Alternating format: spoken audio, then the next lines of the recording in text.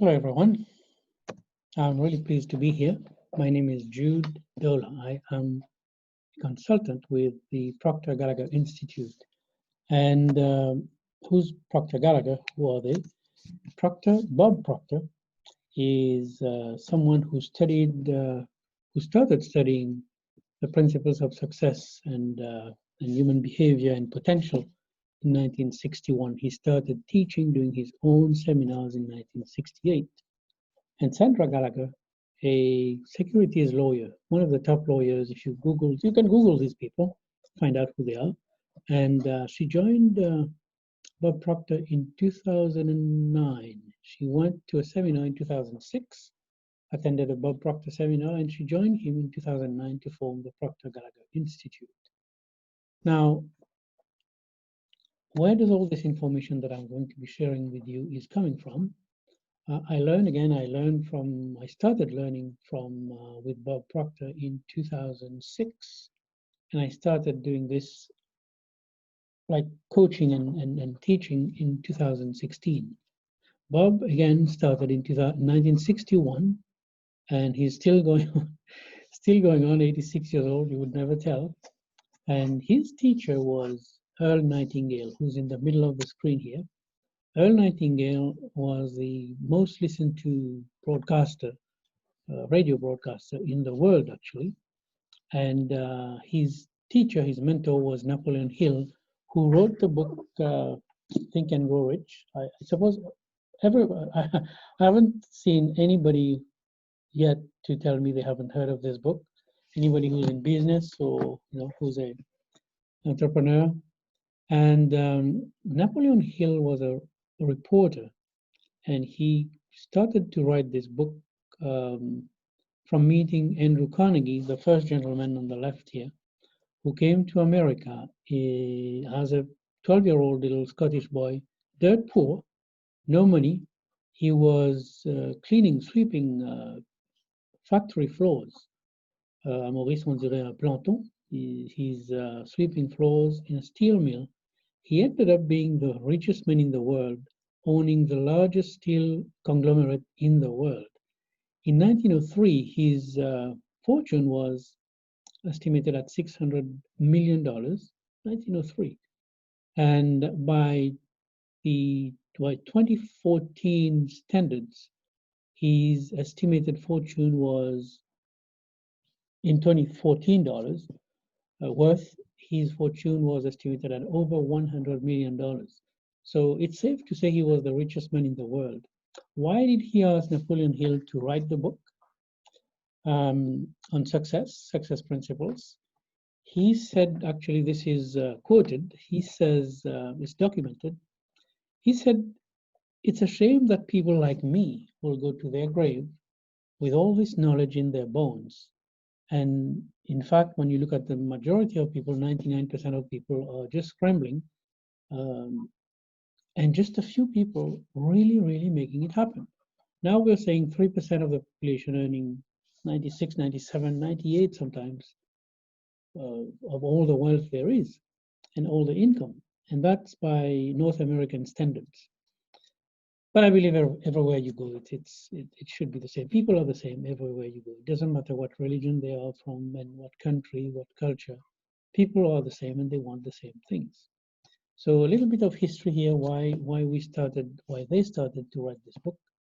And Napoleon Hill published that book in 1937. Now, that's just for a little bit of history. Now, I would like to ask you a question. Is there something, and you don't have to answer that, but think about it. Is there something that I want? Like you're asking the question to yourself right now. Is there something that I want that I have not been able to do, or that I've been wanting to do, but for some reason I haven't? Something that I wanted to do, do, and have that I'm still not doing. And if I did that, this would just change the course of my life. So we're going to address something like that tonight. And again, I was saying, people are the same everywhere. And survey after survey have been done, and it's been found that there are three things that people want. I mean, there's all kinds of things that people say they want, But these three that we're going to look at are the top three that keep coming back in the surveys. People say they don't want to be actually, Bob Proctor did that survey. He says nobody has told me I want to be wealthy. Nobody has used this word. Everybody kind of said in those terms, I want to be free of financial concerns. They don't want to wonder if they can replace the car, if the car is, need to be replaced. They don't want to wonder if they can pick up a suit or a dress or book that vacation, five-star hotels, five-star travels. And if I do that, I may not be able to meet the rent or the mortgage or the car payment. They don't want to. People want to be free of financial concerns, no debt, little extra money to do whatever it is they want to do. And that's one thing. Another thing that he mentioned that people, he found that people want to do is they want to wake up every morning enthused about how they're going to spend their day. I mean, that's a nice way to spend your day, isn't it? Most people, in fact, 80% of people surveyed have said they don't like what they're doing. They just are not enjoying what they're doing. And they spend an hour or more in the car every morning going to work, going to a place they don't like to go to, probably working with people they don't enjoy spending time with, and they go and do it every day because they have bills to pay. It's like we don't have a choice, but we do. We're going to look at that. And the other thing that he said that he found people say they want to do is, this is beautiful. They want to enjoy daily relationship with other people who are upbeat, enthusiastic, and creatively productive, like optimistic people, always on the go. And that's really what you want. I mean, we've been told we are the average of the 5 people we mix with. But it's true. It's not just a saying. It is true. We don't want to be around people who are negative, who are always complaining, even though sometimes we do that ourselves. But if there's a choice, we want to have people around who are almost always upbeat and positive. So that, I think that would be a nice way of living. You don't have money concerns. You get to do what you love to do. And you enjoy your time with people who are upbeat and productive. I think that's a nice way of living, wouldn't you say?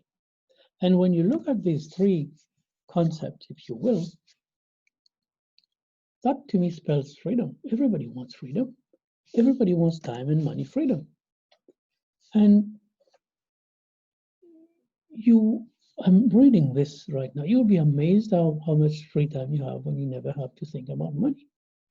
I know for sure most people think about money all the time.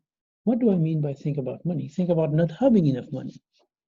Think about, can we do this? Can we pay that? There's always this question. And what's the number one thing that couples argue and I don't mean fight, but some do fight about? It's money. It's money. And it's not necessary to do that. But let's look at 2 things here. Let's look at this one thing. 2 things you must know to build your business. And when I say business here, I mean your business is your life. When I say business, I would have put many slides here. Your business to build your relationships, to build your finances, for your health. So we'll just do one slide. Your business is your life. Let's look at it this way.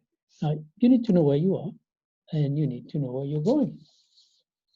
Now where you are is very easy. This is where I am. This is my income. This is what I do for a living. This is who I mix with, the people I have around me. So we know that, we can see, because we see in images. We think in pictures, we think in images. If I say, think of your car, you can see your car right now, even the car is not in front of you. You don't see the letter C-A-R, you see your car. If I say your front door of your house, you can see it just like that. So you know where you are, and you can see where you're going. Where are you going? What I mean by that is simply, what do I want? What is it that I want? What kind of work do I want to do? What kind of relationships do I want to have? Am I happy with my relationships right now? What kind of income do I want? What kind of savings do I want? What kind of investment do I want? What kind of vacation do I want to travels and vacation do I want to have? So this is where you're going. It's basically the things you're doing now where you are, but you want better. You want something better. And everybody wants better. We all want an impression of increase. We all want to grow. That's what life is about anyway. We need to grow. So we see where we're going. We can tell what it looks like. And that's so obvious and so simple. Why is it so difficult? Why are so many people stuck? And I can tell you, 95% of people are stuck. They don't get to do what they want to do. They don't have the time and they don't have the money to do it. In other words, they don't have the freedom. You see? So why is that?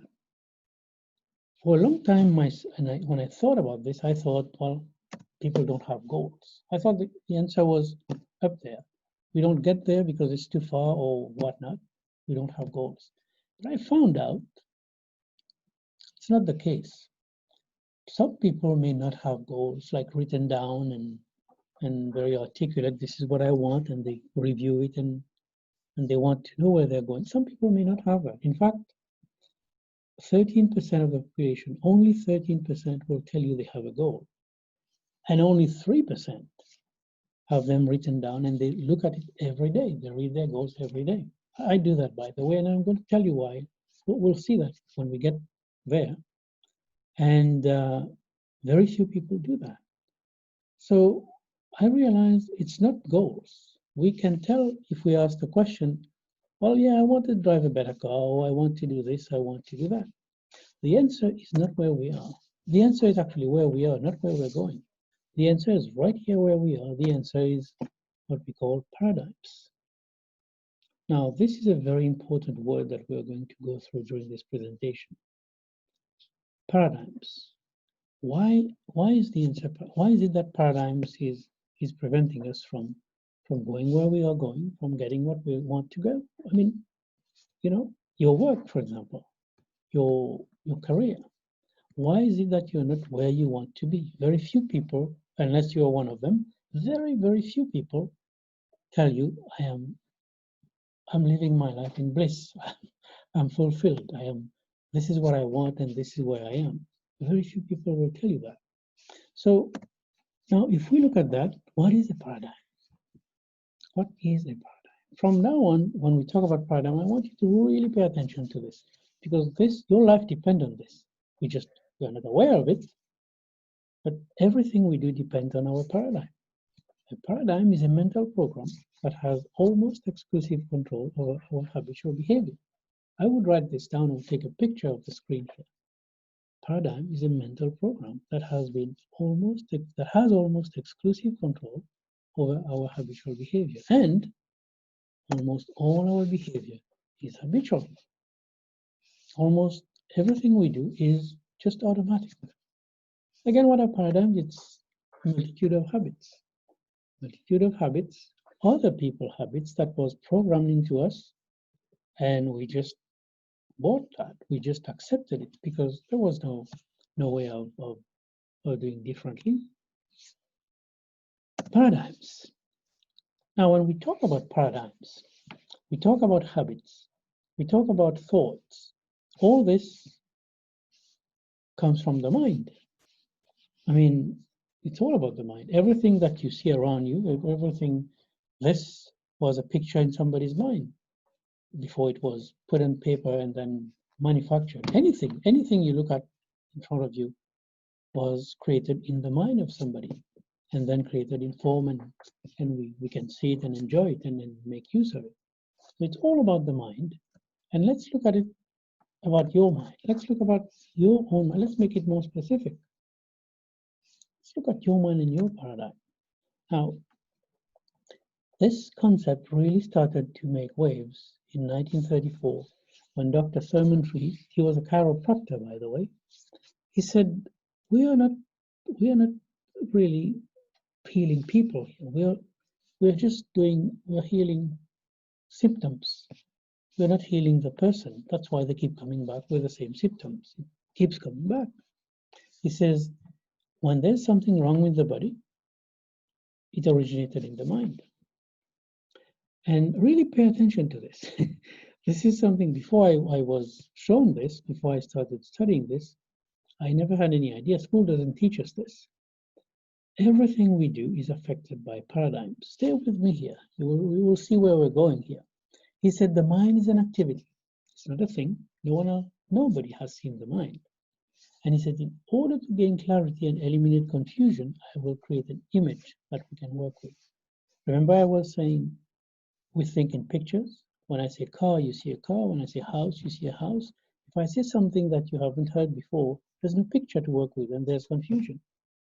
So to understand how the mind works, we draw a picture so that we can relate to the picture.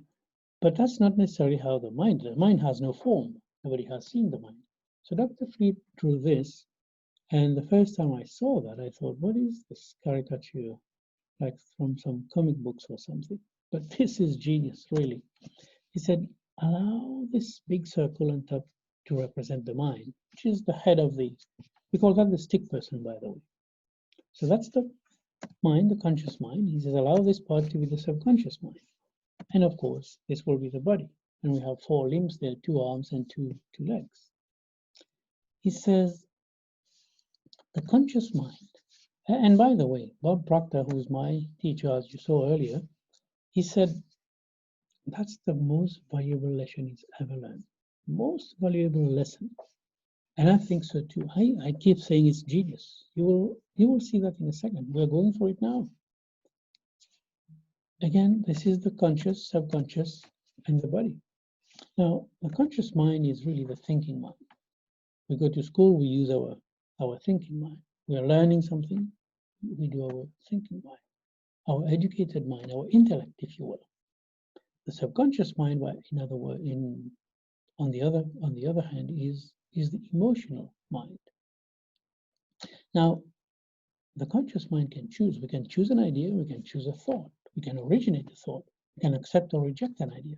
I'm showing you this, it will take a couple of more minutes, and you can accept the idea and say, oh, yeah, there's probably something, or you can reject it totally. This is nonsense. You can do that. You have the freedom, the ability to do that. Now, you can also, we're saying, originate an idea. You can come up with your own ideas, but not the emotional mind.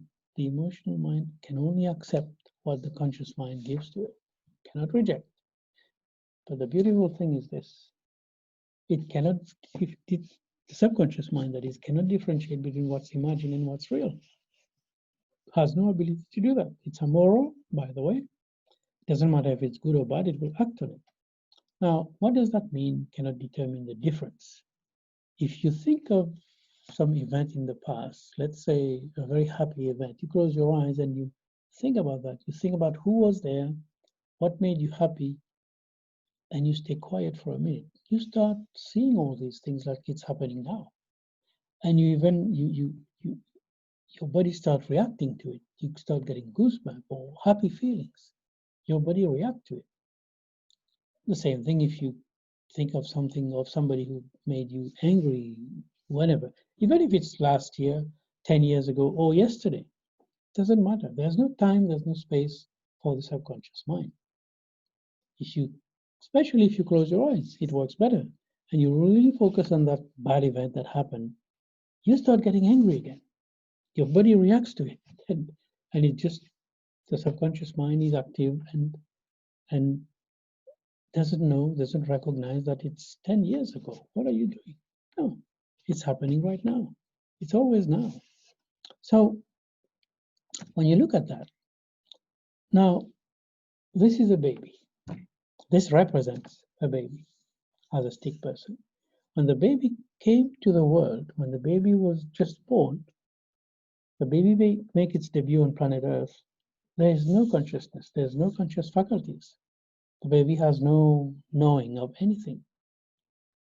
But that's a human being, so there is a subconscious. The subconscious mind is there, wide open. You can put anything you want there. This is where it gets important, folks.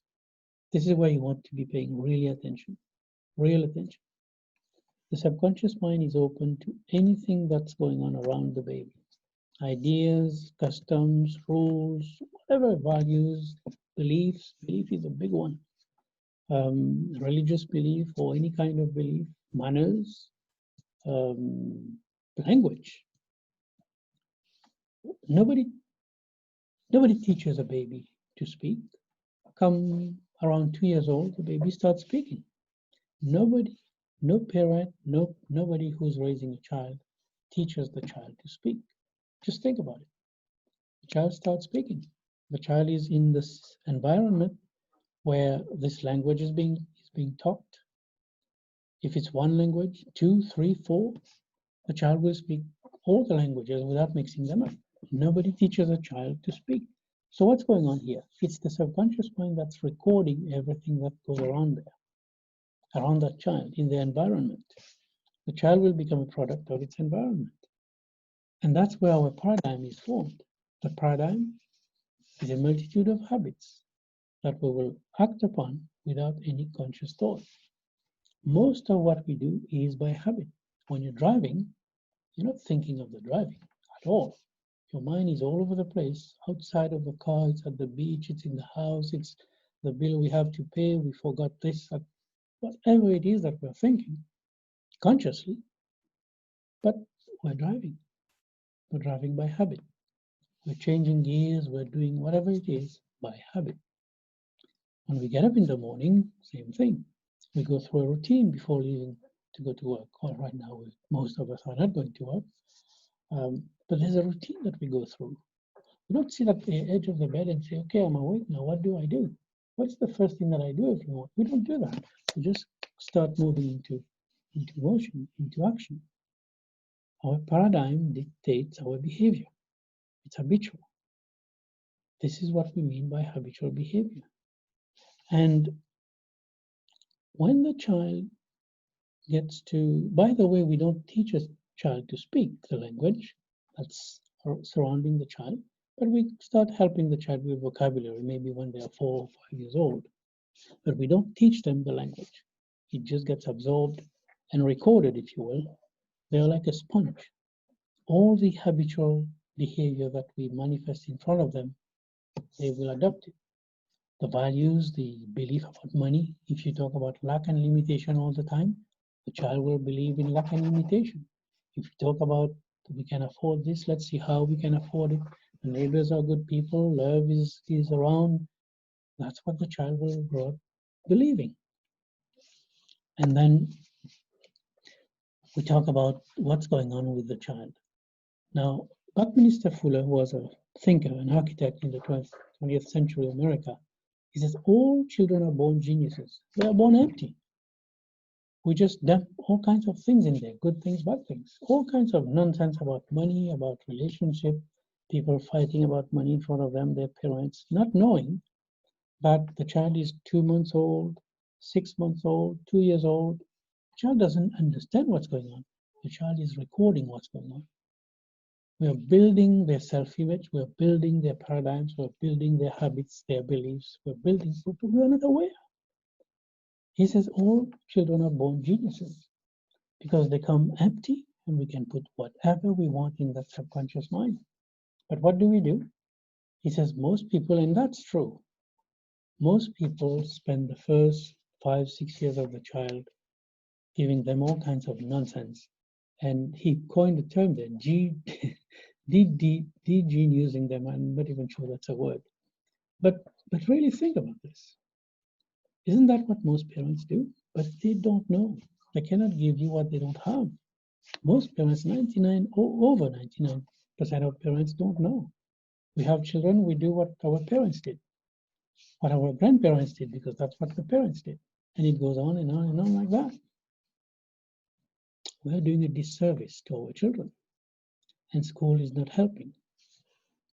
Now, let's look at the stick person once more, the last time. Conscious, subconscious, the body. This is you, this is me, this is everybody. You see, we have 5 senses. We can see, hear, smell, taste, and touch. And we have been programmed to live by these senses, unfortunately. You know, I have a little dog here at home. The dog can see, hear, smell, taste, and touch. But what the dog doesn't have is these intellectual factors. The dog doesn't have intuition, no memory, imagination, perception. These are all intellectual factors that we have, but we don't use them. School doesn't teach us about this.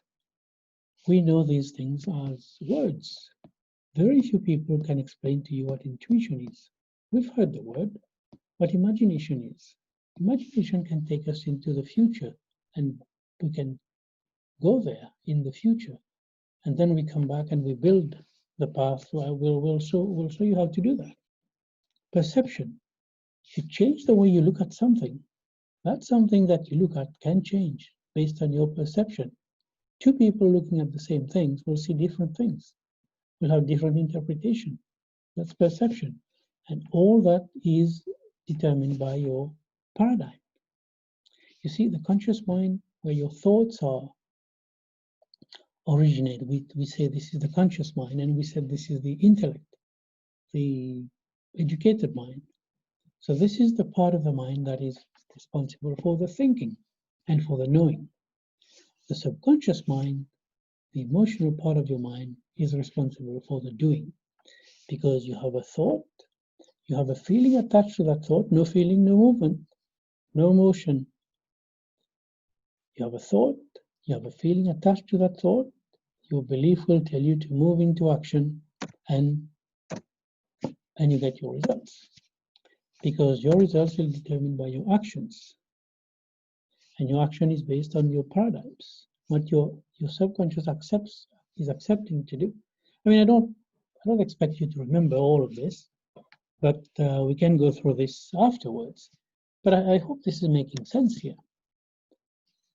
Anything that we do, if we're uncomfortable doing, meaning our conscious thought is giving us something that our paradigm is not in tune with. So they are not in sync, and we are in a very uncomfortable vibration, and we move into action. The results are not good. And that's how we get our results. The results are based on the action based on how our body accepts to move, and that's based on feelings, and that's based on the thought. Mahatma Gandhi has a beautiful way of explaining that.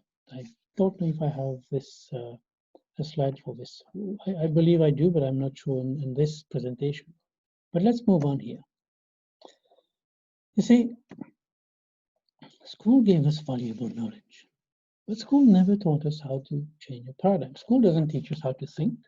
School doesn't teach us how to earn money. It doesn't matter if you go to Harvard or Yale or wherever you go in the world, the most prestigious universities, they don't teach you how to earn money. They don't teach you about paradigms. They don't teach you thinking. You know, most people do not think. That's another conversation maybe. But if you look at what people are doing, most of what people are doing, if you really think about it, they would not be doing a lot of those things if they were thinking.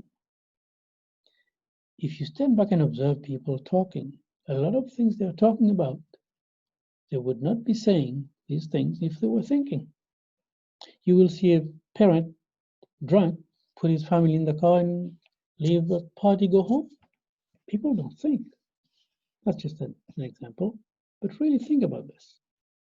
Anyway, we're coming back to the school gave us valuable knowledge, but school never taught us how to alter our paradigms. And for 99% of people, the paradigms is not where it should be. I believe that. And probably you do too. Therefore, what happens is we frequently do not do what we already know how to do. We know how to do, we go to school, we learn all kinds of things, but the paradigm says no. The paradigm is not in harmony. We have superior knowledge, all kinds of degrees coming off people's business cards, but the results are not there. And that's very frustrating because we know we are bright and we are. All the degrees, but the results are not there. The promotion based on merit is not there. The income is not there. The relationship is all kinds of nonsense going on in the relationship. I'm talking about most people, of course. And that's the problem. You see, we pile all kinds of books here. and the teacher gives us a test, and if we remember what we were taught, we get a passing grade. And we do that a few years in a row, and we get a degree. And then we look at our results. That's based on our paradigm. So what happens? Because our knowing is one thing. When we are going to do what we know, our paradigm is not in sync. We're not going to get the results. Look at people you know around you with degrees, like really huge degrees. I know PhDs who are here in Canada. I'm in Toronto.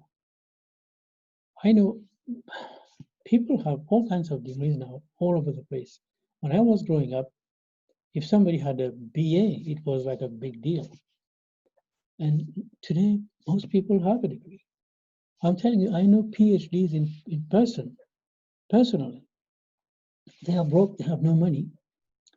Their families are broken, they don't know how to maintain a good relationship. All kinds of knowledge here. They are bright, they could teach you. But their belief system is not there, is not where it should be. So the paradigm controls the results. If you want a different kind of results, you need to change your paradigm. You need to build a new paradigm. I hope this is making sense. You see? Now, when we talk about paradigms and understanding and belief, this is what Eric Hoffer said. In times of change, and this is a time of great change, you will agree, he says the learners will inherit the earth, while the learned people who have all kinds of knowledge, they will see themselves beautifully equipped to live in a world that no longer exists. It sounds like an exaggeration, but if you really think about it and read that a few times, you'll kind of, there's something there. But you know, and this is a study program that was built essentially to work on paradigms. You set the parameters, parameters, and you say, this is what I want, this is how I want to think, behave, achieve. Very simple. We don't make it complicated. And when paradigms stay in control, really nothing changes. Because if you don't change the way you do something, you will get the same results over and over and over. You see? It's really a black and white deal. It doesn't matter how hard you work, how harder, how much more knowledge. People keep going to seminars and workshops, but then the results don't change. Salespeople go to workshops and read books and again seminars and all that. When they are there, they are pumped. Yeah, we are going to make it as from now because we have all this new knowledge, all these new tactics, and they go back to work. A year later, they're still getting the same results because the paradigm didn't change, and nobody's teaching that, unfortunately. It may not seem like, what do you mean paradigm? I have my degrees and I know what I'm doing at work, and I'm not getting fired, so I'm working. But I want you to look at you as a whole. Where is your relationship taking you? Where's your income taking you? Where is your health? And all this is dependent on your paradigm. Your logic is affected by your paradigm. Your ability to earn money, everything. Your paradigm is almost like your software. Actually, it is. You see, whenever there's a gap between what you know and what you do, meaning what you know, your habits and your goals, your habits always win. Always. Because we move per habitual behavior. Subconsciously. Very few things you do, very little you do is conscious. Like you say, I'm doing this now. Very few, very little. If you think back to your day today and yesterday and the day before, you really think about what happened, you will realize that almost everything that I do is on autopilot. You know? There are two known ways to change your paradigm. And changing paradigm is really important. If you want to go from here to here, and everybody does want that, and we should. If we say, no, we don't do a good, there's something wrong here. If you want to go from here to here, you want to change your paradigm. One way is a personal emotional impact. I'm starting with number 2 here. 9/11, September 11, 2001, was an emotional impact for the people in New York. Now, how did that change their paradigm? New York is a 9 million city, 9 million population in the city. And everybody's always in a hurry. If you've been to New York, you will notice that people are in a hurry. They don't have time to look at you. Everybody's me, me, me, and my own.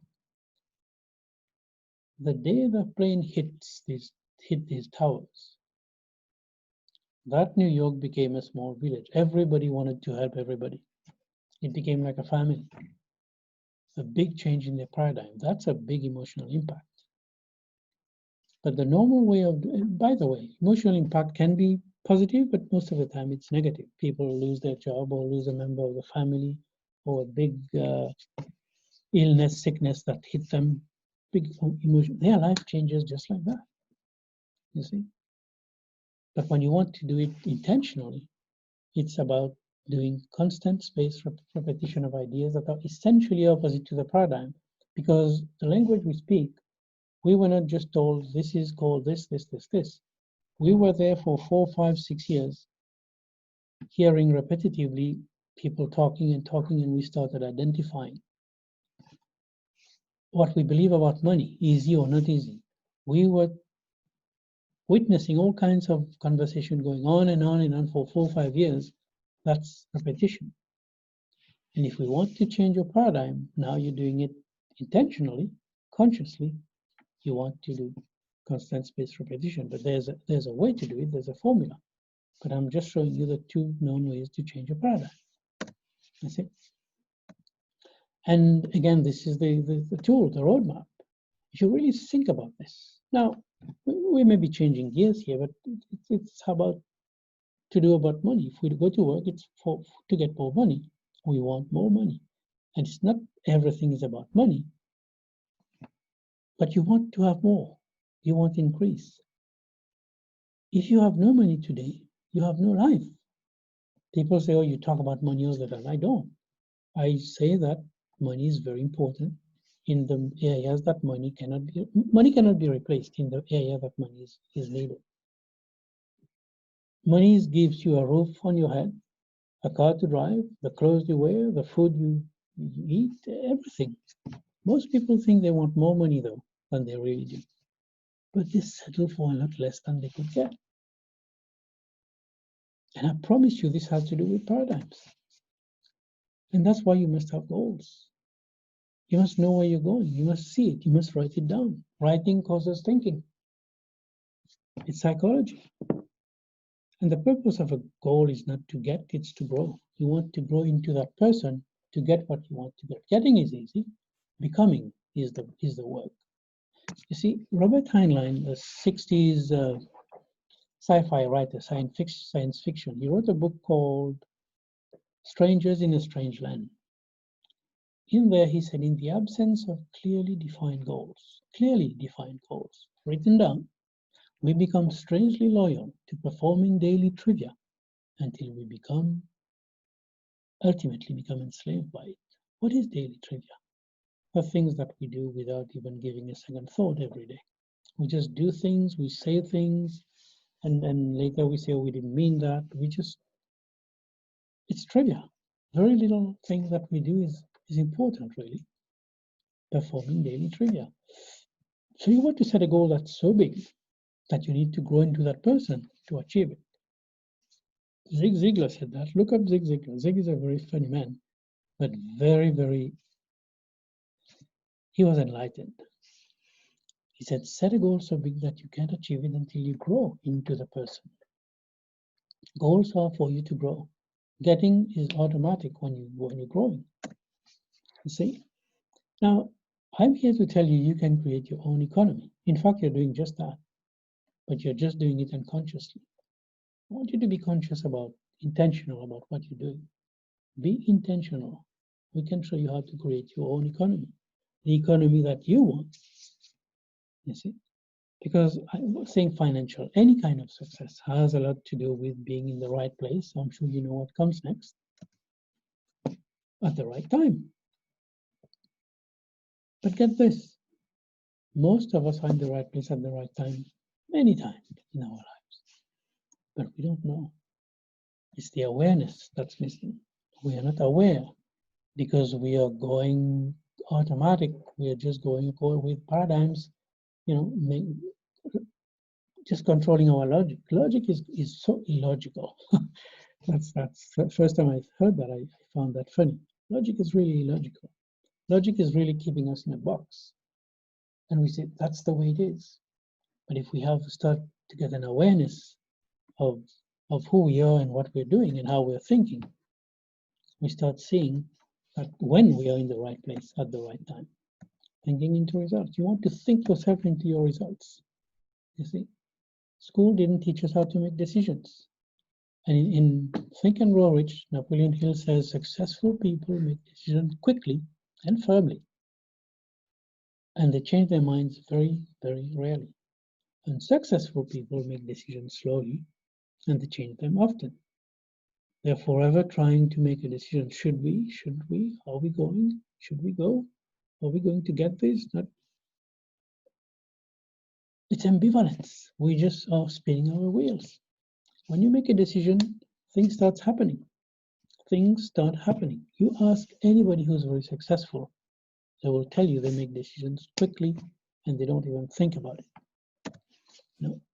Because when you don't make a decision, what are you doing? You're procrastinating about anything it is. Procrastination is like a credit card. It's a lot of fun. When we are spending 2-3 hours in front of the TV instead of trying to find something to really feed our mind with some good thing, it's a lot of fun. Until you get the bill, when it's time to pay, it's no more fun anymore. You see? Buffett says the best investment you make is an investment in yourself. He says the more you learn, the more you earn. He's missing something here. I would have said the more you learn and apply what you learn. The more you learn, you're gathering information. That's all you're doing. If you're not internalizing that, changing your paradigms accordingly, you will not earn more. You will earn the same as you were earning yesterday and the year before and the year before that. It's like saying knowledge is power. Knowledge is not power. Knowledge is only power when you implement the knowledge, when you translate the knowledge into action. Invest in yourself. It will be the best thing you do, always. I'm not asking you to invest with me. I'm saying invest with yourself. Of course, if you invest with me, I'm showing you how to do this. But stay focused. Don't worry about distractions. Have fun, but focus. Accomplish your goals. What do you want? What do you really want? What do you really want? The law of compensation states the amount of money you get paid is in direct proportion to the need for what you do. And if you're doing something, the need is there. Otherwise, you would not be doing it. Second is your ability to do it. Third is the degree of difficulty in replacing it. If you do your best, if you're the best in what you do, if you improve your ability to do it, you are very difficult to replace. And what brings you the best in you to do something is your behavior. And where is your behavior located? What drives your behavior? It's your paradigms. We come back to that same thing. It's your programming. You've been programmed to do, to think, to believe, to act in a certain way since you were a baby. You see, we're conditioned, we're programmed by the environment. I hope this is making sense. And the key is making a decision to change. Make a decision to change. It's important. Why are you here anyway? You are not looking for something to watch this presentation. You want something different. You want some different results in your life. Everybody does. Now, to know if your paradigms are the right ones, if your habits are the right ones, if what you're doing in life is the right things, look at your results. Results always tell the truth. They just cannot lie. They always tell you the truth. We can tell all kinds of stories. Why did we do this? Why not that? So and so did this. We can point fingers, but when we take responsibility, results tell the truth. There's no way around this. To be able to shape your future, you have to be willing and able to change your paradigms. Are you able? Absolutely. We have potential that would blow your mind. You know that. We are just using a tiny part of our potential. Our potential is infinite. But are you willing? The willing is the question. And that brings us to the difference between being interested and committed into something. Anything you're doing, if you're just interested, you'll do it when it's convenient. But when you're committed, baby, there's no excuse. You want to see those results and you go for it. You see? And I like this thing. Successful people, the middle one, are influenced by the desire for pleasing results. You know what you want, you go after it. Failures are influenced by the desire for pleasing methods. They will be spending 3-4 hours in front of the TV, and then when people ask them, why didn't you? I didn't have time. We all get 24 hours. We get all there is. And we say we don't have time, we're lying to ourselves. And I'm not even sorry. I was going to say, I'm sorry to say that. I'm not. It's the truth. It's the truth. Sometimes you need to hear the truth. Successful people are in the habit of doing things that failures don't like to do. It's a choice. This is important. It's common sense, but it's common sense, but it's not common practice. Not always. Hearing or reading about something is gathering information. That's not going to do you any good if you just do that. You want to do.